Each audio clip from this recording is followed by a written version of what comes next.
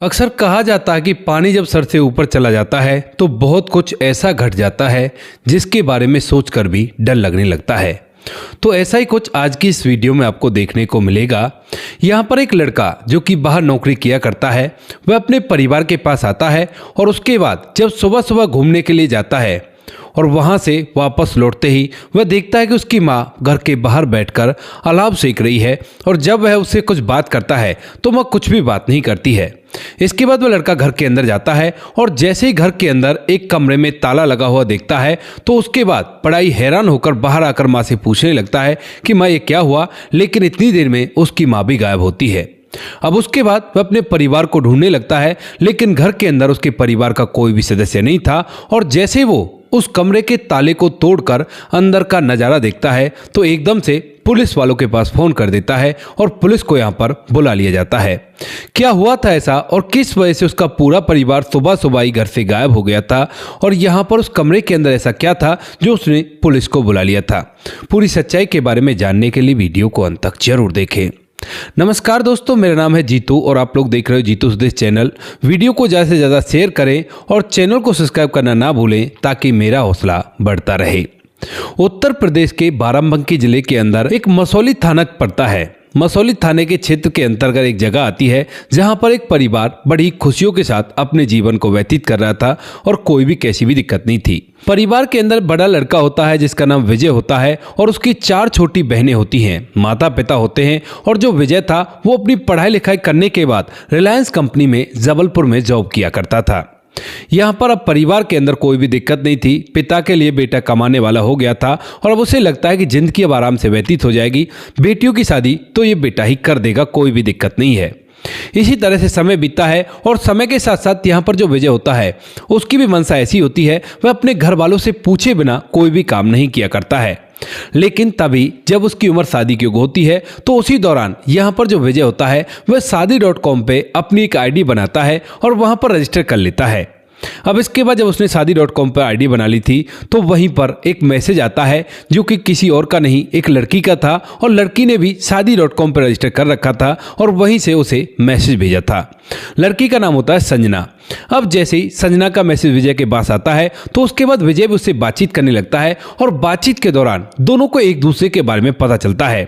विजय जो कि फिलहाल नौकरी किया करता है, अच्छे खासे पैसे कमाया करता है और परिवार का इकलौता लड़का है, यानी कि 4 बहनें तो हैं लेकिन वह परिवार का बड़ा बेटा है, तो सारी कुछ प्रॉपर्टी वगैरह जो कुछ भी थी वो उसी पर आनी थी। इधर यहाँ पर विजय को भी पता चलता है कि जो संजना है वह ग्रेजुएशन कर चुकी है और उसके बाद वह अपने घर पर रहा करती है। यहाँ पर संजना से जब उसकी बातचीत होती है तो बातचीत का सिलसिला कुछ ऐसा होता है कि विजय को संजना के अंदर अपनी जीवन साथी दिखने लगती है। इसके बाद दोनों एक दूसरे से घंटों तक बातें करने लगते हैं और धीरे धीरे समय बीतता है।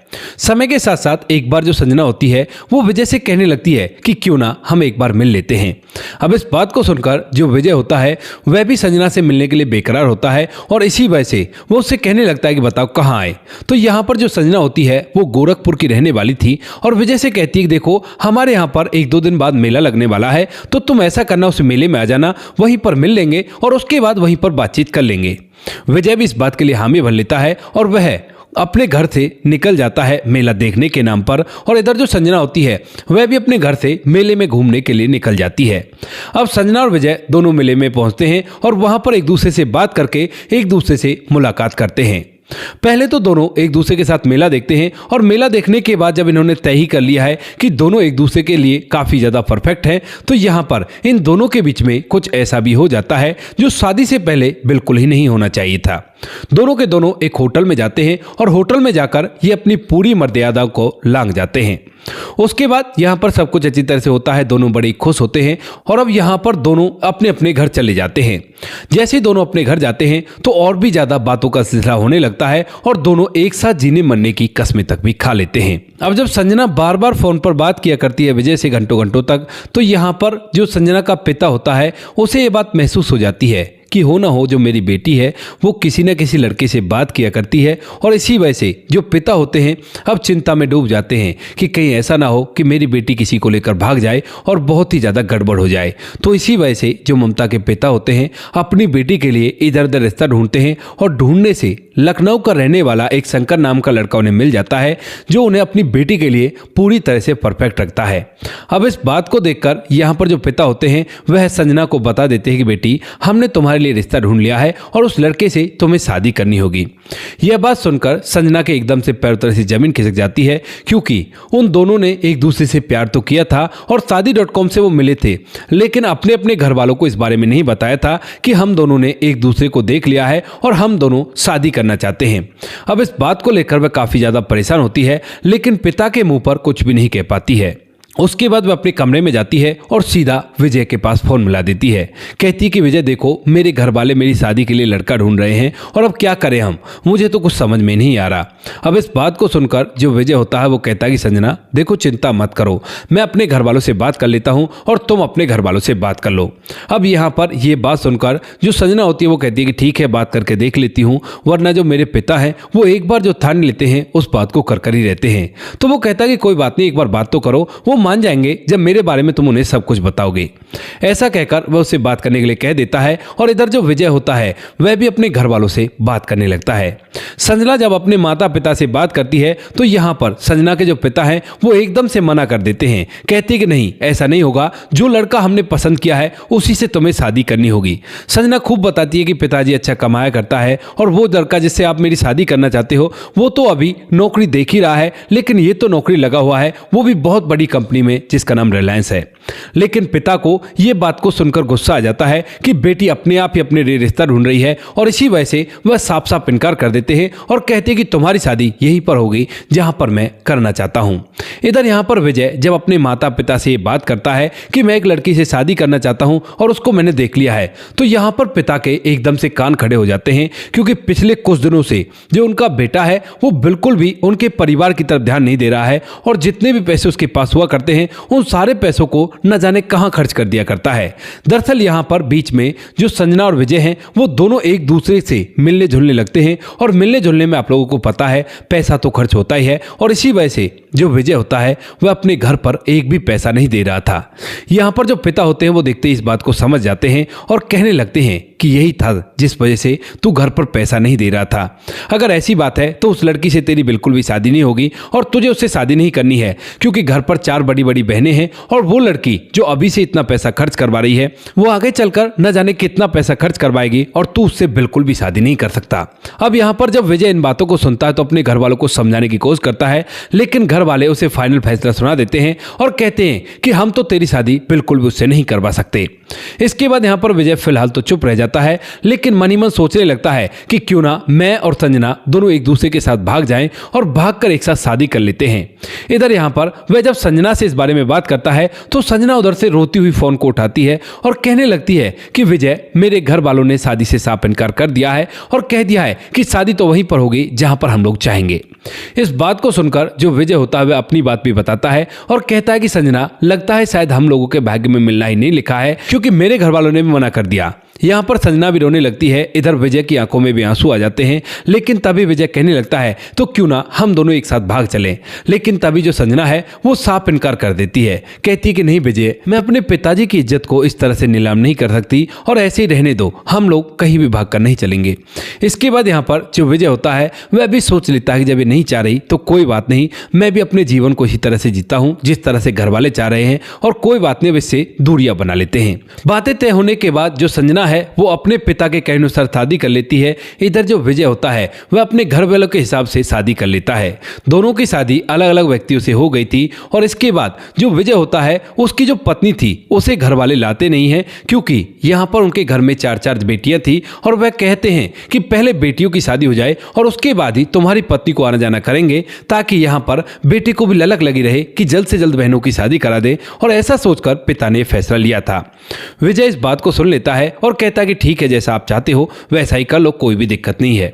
इधर यहाँ पर जो संजना होती है वह भी अपने पति के साथ अपने ससुराल में रहने लगती है और धीरे धीरे समय बीतता है। समय के साथ साथ यहाँ पर सब कुछ अच्छी तरह से चलने लगता है। जो विजय के पिता होते हैं वह सोचते हैं कि चलो अब अच्छा है, क्योंकि यहाँ पर जो विजय है वो घर पर पैसा देने लगता है। लेकिन लगातार वह संजना से बातचीत किया करता है और धीरे धीरे जब इन बातों को लगभग कुछ महीने बीतते हैं तो उसके बाद अचानक से इन दोनों का प्यार दोबारा से उमड़ने लगता है। और यहाँ पर जो संजना होती है वो बार बार अपने पति की छोटी मोटी बात की शिकायत भी विजय से किया करती है और कहती है कि विजय, मैं तो बहुत ज्यादा परेशान हूं, अब मैं करूं तो क्या करूं, क्योंकि यहां पर मेरा पति मुझे बुरी तरह से धमकाया करता है और ढेर सारी बातें ऐसी कहा करता है जो मुझसे सहन नहीं होती हैं। विजय बार बार उसको समझा दिया करता है, लेकिन तभी एक दिन अचानक से लड़ाई तो हर घर के अंदर होती है और ऐसे ही संजना और उसके पति में भी लड़ाई हो जाती है। और इस लड़ाई के चलते यहाँ पर जो संजना होती है वो एकदम से रूठ कर अपने ससुराल से घर से निकल जाती है। अब जैसे वो घर से निकलती है तो विजय के साथ कांटेक्ट करती है और कहती है कि विजय देखो, मैं आ रही हूं और मैं ना अब तुम्हारे साथ ही रहूंगी। मैं वापस से ना तो अपने पति के पास जाऊंगी और ना ही अपने मायके जाने वाली हूं, क्योंकि घर वालों की मर्जी से मैंने शादी करके देख ली, लेकिन ये तो बिल्कुल भी मेरी भावनाओं को समझता ही नहीं है। इस बात को सुनकर विजय उसे समझाने की तो कोशिश करता है, लेकिन जो संजना है वो मसौली में आ जाती है और कहती है कि मैं यहाँ पर आ गई हूँ और मुझे तुम अपने साथ ले जाओ, मैं कुछ नहीं जानती। अब इस बात को सुनकर यहाँ पर जो विजय होता है वो मन ही मन इस बारे में सोचता है कि चलो ठीक है, अब आ गई है, क्योंकि रात का समय था। और रात के समय जो विजय होता है वह संजना को अपने साथ अपने घर ले आता है। अब जैसे ही वो संजना को लेकर घर पर पहुंचता है तो यहाँ पर उसके घर वालों को संजना दिख जाती है और संजना को देखने के बाद वह एकदम से आग बबूला हो जाते हैं और अपने बेटे को खरी खोटी सुनाने लगते हैं। अब यहाँ पर जो विजय होता है वो कहता है कि देखो माँ बाबू जी, ये रात रात के लिए आई है और उसके बाद चली जाएगी, क्योंकि ये अपने घर को छोड़कर आ गई है, इसकी लड़ाई हो गई थी और कोई बात नहीं, आज रात रात इसे यहाँ पर रह लेने दो। माता पिता खूब खरी खोटी सुनाते हैं, लेकिन जो विजय है वो अपनी मनमानी करता है और कहता है कि इस घर के अंदर ही ये रहेगी, अगर आप लोग मना करोगे तो मैं कहीं बाहर होटल में ले जाऊंगा। अब इस बात को सुनने के बाद माता पिता भी चुप रह जाते हैं कि अगर होटल में किसी ने इसको इसके साथ देख लिया तो बदनामी हो जाएगी, और इसी वजह से उसे घर के अंदर आने देते हैं।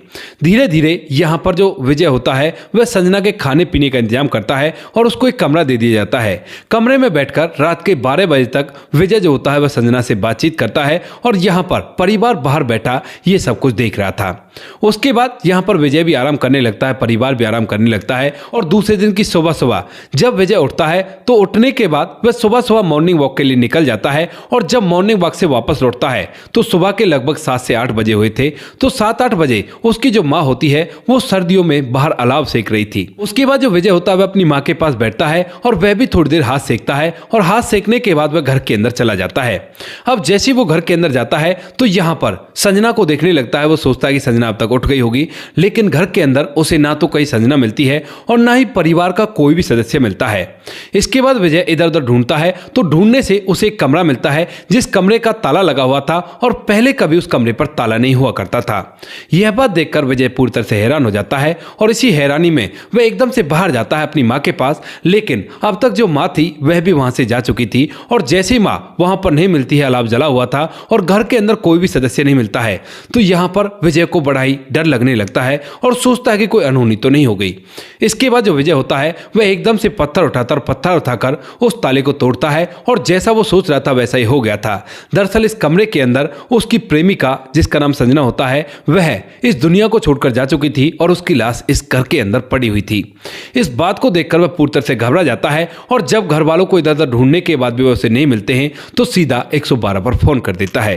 पुलिस वहां पर आती है और आने के बाद जब पुलिस इसकी पूरी बात सुनती है कि इस तरह से प्रेमिका थी और ऐसे ऐसे अपने घर को छोड़कर आई है, लेकिन इसके घर वालों ने इसे इस दुनिया से विदा कर दिया है क्योंकि उसका पूरा शक घर वालों पर जा रहा था और घर वाले गायब भी थे। तो पुलिस वाले भी इसी बात को सोचते हैं और उसके बाद लड़की का पोस्टमार्टम करने के बाद उसके परिजनों को बुलाया जाता है और उसकी डेड बॉडी उनके हवाले कर दी जाती है। घर वाले भी इस बात को सुनकर हैरान होते हैं, लेकिन अब वो करे भी तो क्या करें, उसके शव को ले जाते हैं और वहां पर उसका अंतिम संस्कार कर देते हैं। इधर यहाँ पर जो पुलिस वाले होते हैं वह विजय के बयानों पर उसके घर वालों को ढूंढने लगते हैं और ढूंढने से उन्हें विजय का पिता मिल भी जाता है। विजय का पिता मिल गया था। और जब पुलिस वाले विजय के पिता से पूछते हैं कि ये सब क्या तुमने किया है, तो यहाँ पर वह झट से इस बात के लिए हामी भर लेता है और कहता है कि हाँ साहब, मैंने ही किया है, मैंने और मेरे पूरे परिवार ने किया है। इस बात को सुनकर यहाँ पर जो पुलिस वाले होते हैं वो पूछने लगते हैं कि ऐसा क्या हुआ और ऐसा करने की जरूरत क्या पड़ गई। तो यहाँ पर जो विजय का पिता है वो कहने लगता है कि साहब बिल्कुल नहीं करते, लेकिन इस लड़की की वजह से एक बार परिवार बहुत ज्यादा कष्टों से गुजर चुका है, क्योंकि घर के अंदर कमाने वाला यही बेटा है और इसको यही सोचकर हमने बड़ा किया था ताकि ये परिवार को सहारा दे सके। और मेरी 4 बेटियां हैं, लेकिन इस लड़की के चक्कर में आकर इसने पहले घर पर बिल्कुल भी पैसे नहीं दिए थे और अब दोबारा से ये इसको घर पर ले आया। हमने इसको बहुत समझाने की कोशिश की, लेकिन उसके बावजूद भी अब तक इस लड़की से बात किया करता है और यही इसकी गलती थी। जब रात के समय ये इसे घर ले आता है, हम लोग इसे मना करते हैं, तो उसके बाद ये जबरदस्ती करता है और उसके बाद इसे घर के अंदर एक कमरे में ठहरा देता है। लेकिन वहीं पर हम पूरा परिवार इस बात की तय करते हैं कि ये लड़की जब तक रहेगी, जब तक हमारा कुछ भी नहीं होना, और ये तो इसी तरह से करेगा। तो इसी वजह से हम लोग तय करके इसे इस दुनिया से विदा कर देते हैं और इसे कमरे के अंदर बंद कर देते हैं। लेकिन तभी यहाँ पर विजय आ जाता है और विजय आने के बाद जब इसे देख लेता है तो उसके बाद हम लोग वहां से फरार हो जाते हैं, क्योंकि अब हमारा भेद खुलने वाला था और हम सोच रहे थे कि विजय समझेगा कि वो घर को छोड़कर चली गई है और उसके बाद चुपचाप ऐसे घर के अंदर रहने लगेगा। लेकिन उसने उस कमरे को खोल दिया और उसके बाद हम लोग वहां से फरार हो गए थे।